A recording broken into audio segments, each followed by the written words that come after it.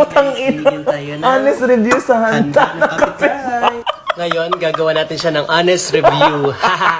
Let's start Binigyan with ka na lang. spaghetti. Binigyan ka na lang Tikman nag-honest natin. review ka pa. Ang sarap-sarap yan. Mukha siyang masarap, pero tignan natin. Oh.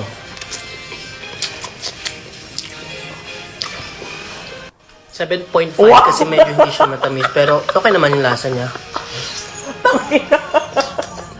Gusto ko siya medyo matamis. Nag-food review pa ang puta. Next naman yung pansit natin. Oh. Natin yung dulong.